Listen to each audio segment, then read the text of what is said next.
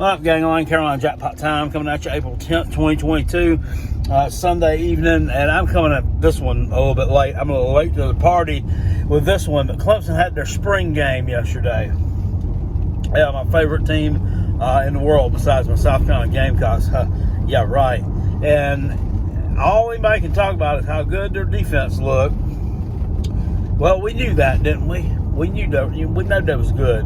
And how awful their offense looked, and how bad they struggled with DJ Ukulele at quarterback. Well, you know what? Here's the thing. Here's the drill. The best indicator of the future is the past.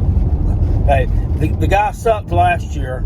I don't know what in the world you delusional taters thought that he was going to do in the offseason to get himself any better, any football shape. It's just not. Let me tell you, taters are going to take a step back this year. I have a feeling you're going to take a step back. And when I was talking schedule previews, I, kind of gave you the benefit of the doubt, and I thought, this is a schedule you could win almost all your games. I'm not so sold on it anymore. I'm really just not so sold on it anymore because, to me, it seems like that dynasty has kind of sort of come to an end.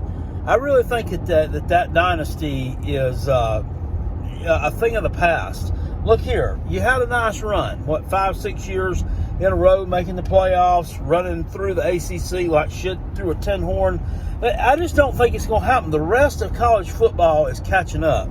They're catching up, and guess what? Their coaches are starting to buy in. They're buying into NIL. They're starting to buy into the transfer portal. They're starting to buy into all these things that they have at their fingertips to make their programs better. And you're just simply not doing it because you don't agree with it. You think that that it's wrong to go out there and give a position away to somebody that you found in the transfer portal that's transferred from another school, and that you're going to use the high school recruits. You're going to show we still recruit elite high school talent around here, and that's what's going to make us great. We're not going to go with somebody who wasn't committed here from the beginning. That's a dumb, old-fashioned way of thinking. Your buddy Nick Saban's using the transfer portal. All right? Look at Michigan State last year. They built the damn whole team off transfers. Kenneth Walker III, I'd never heard of. He came from Wake Forest, one of your rivals, or one of your ACC opponents, I should say. Don't really know if you call that a rivalry, more like a domination. But everybody's doing it. Everybody's doing it. South Carolina's doing it under Shane Beamer. I'm going to tell you what, we're going to be a whole lot better this year because of it. We are going to be a whole lot better this year because of it. I'm calling it now. I'm calling it right now. We're knocking your ass off in November. We're knocking you off in November, and you can sit there all you want to and preach to me out of the ivory tower about how you shut us out 30-0 last year and blah, blah, blah, and blah, blah. That was absolutely the worst game South Carolina played all year, for one. And for two, you treated it like your Super Bowl, which,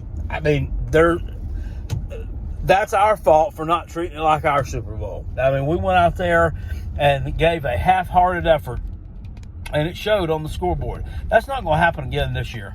That's just not going to take place in 2022. Shane Beamer's not going to let that team be undisciplined enough to let that happen. You're going down to the Gamecocks. This freshman quarterback you got, he looked okay. He's probably going to end up being your starter before the end of the season, but who is he going to throw the ball to? None of your receivers look that great to me. They just don't. You're not recruiting that generational talent at wide receiver or definitely at quarterback. I don't know. They think this kid is great. I don't know that he's a generational type quarterback.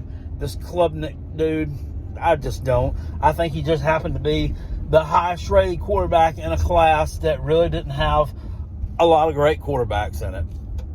He was the best out of that.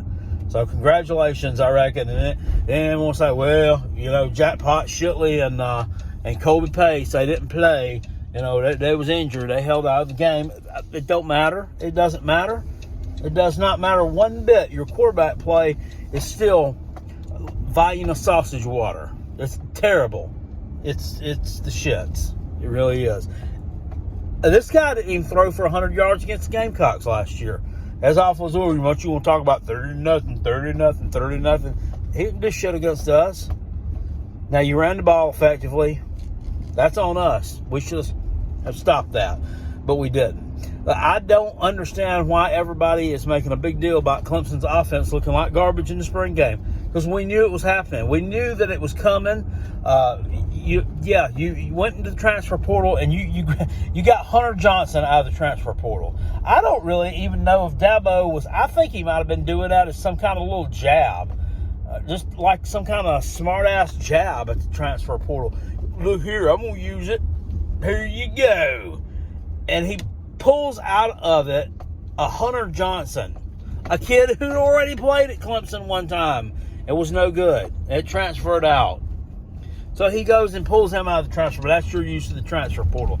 I think he's trying to kind of throw shade at it and make a mockery of it.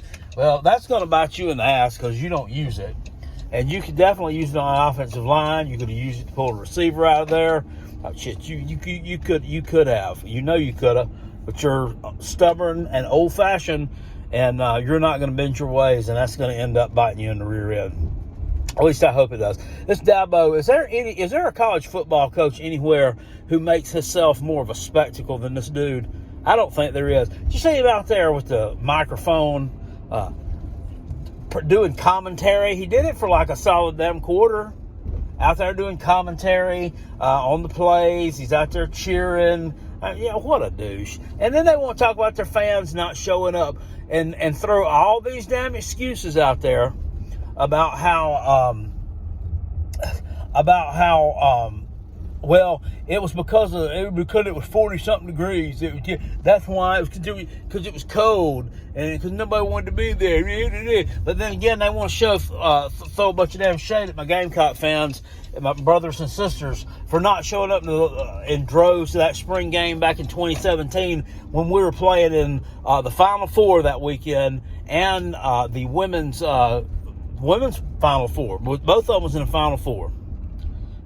Halfway across the damn country. But they wanted to throw shade at them for not showing up for the spring game.